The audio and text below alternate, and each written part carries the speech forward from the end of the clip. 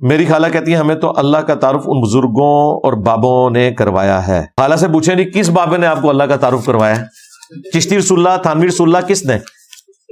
ظاہر ہے پوچھیں نا، وہ بابے کا کوئی نام لیں گے نا، کس بابے کو ذکر کر رہے ہیں؟ ہمیں تو کسی بابے نے نہیں تعارف کروایا. کس نے کہا ہے؟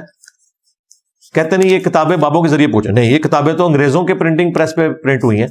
آپ کے بابے تو اس چکر میں تھے کہ جناب وہ گولے میں سور کی چربی ڈلتی ہے، فلاں ڈلتی ہے، سلطنت عثمانیہ بڑھ گئی انہی چکروں میں. فتووں کے اندر پرنٹنگ پریس کی مخالفت وہ لوگ شروع میں کرتے رہے. آج پرنٹنگ پریس کی برکت سے ہی سارا دین کا کام ہو رہا ہے.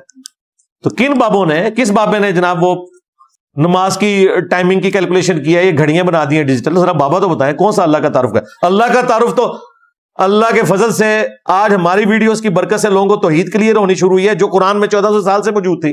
یہ تعارف کروایا انہوں نے کہ 5 وقت نماز کی ہر رکعت میں پڑھتے تھے ایاک نعبد و ایاک نستعین، اور پھر باہر نکل کے پڑھتے تھے یا باہلک بیڑا تک. یہ اللہ کا تعارف کروایا ہے خالہ جی؟ خالہ جی یہ تعارف کروایا ہے؟ یا معین الدین چشتی پار لگا دے کشتی، بڑی بڑی سرکار بڑی کھوٹی قسمت کر دے ہری، یہ تعارف کروایا انہوں نے اللہ کا؟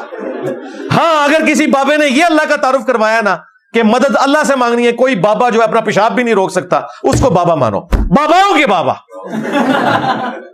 دیکھا میرا پارا چڑھ جاتا ہے اس قسم کی پرچیاں نہ مجھے بھیجا کریں.